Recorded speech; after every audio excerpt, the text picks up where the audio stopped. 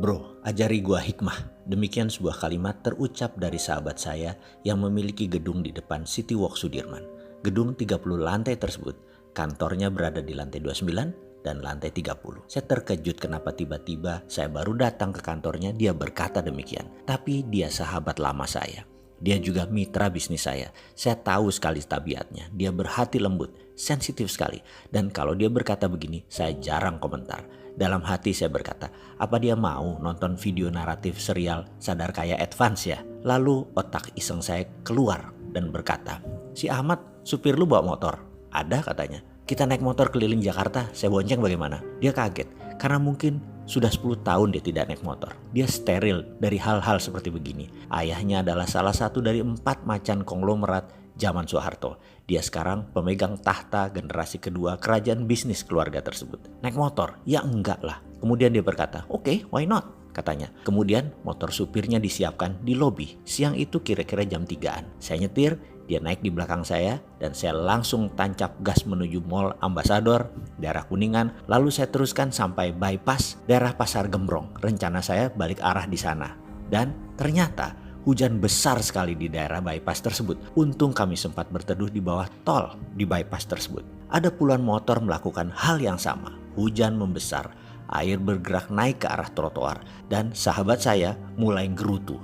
Sialan lu, basah nih gue. Di samping kami, seorang ayah dengan anaknya kira-kira berusia 10-12 tahunan berdiri merapat kedinginan. Air mengenang naik cepat sehingga sejajar trotoar tempat kami berdiri. Tiba-tiba ada mobil dengan kecepatan tinggi di dekat kami membuat siraman air kotor muncrat membasahi hingga tubuh kami. Semua orang menghujat seketika termasuk sang anak kecil tadi. Nampak sang ayah menenangkan dirinya.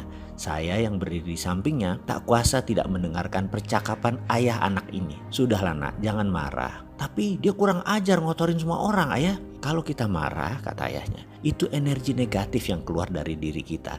Dan ingat, dunia ini bulat. Dan sekali lagi, energi itu kekal. Sekali energi itu tercipta, mereka akan terus ada. Dan karena kehidupan ini berputar, energi itu akan kembali ke diri kita sendiri. Saya terdiam, termangu mendengarnya. Begitu juga sahabat saya yang berdiri tepat di samping saya. Sang ayah melanjutkan, mulai sekarang kamu harus bisa mengeluarkan energi hanya yang positif. Misalnya doakan orang tadi agar selamat sampai ke rumah dan ikhlas dalam berdoa.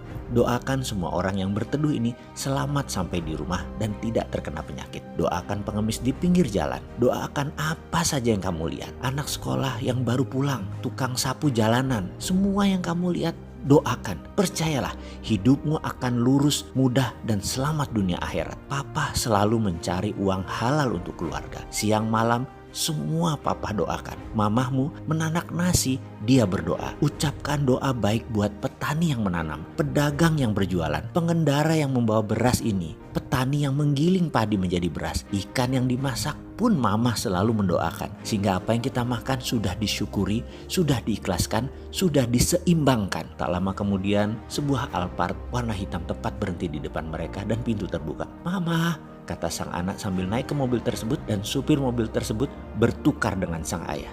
Rupanya ini training day sang ayah ke anak untuk melihat sisi lain dari kehidupan. Itu gumam saya dalam hati. Entah mengapa saya merasa malu teramat sangat. Saya tutup wajah saya dengan helm, menitik air mata saya dan berkata, terima kasih ya Allah, hari ini luar biasa, sebuah pelajaran yang saya dapat. Lalu saya melirik sahabat saya. Ternyata dia lebih parah lagi. Dia menangis deras air mata sambil bergumam, sialan lu bro, lu apain gua? Sialan tuh bapak, kena gua. Gua belum jadi ayah yang baik, gua belum jadi orang yang berpikiran positif. Ya Allah, terima kasih, tobat hamba. Dan saya pun diam saja menanti hujan reda.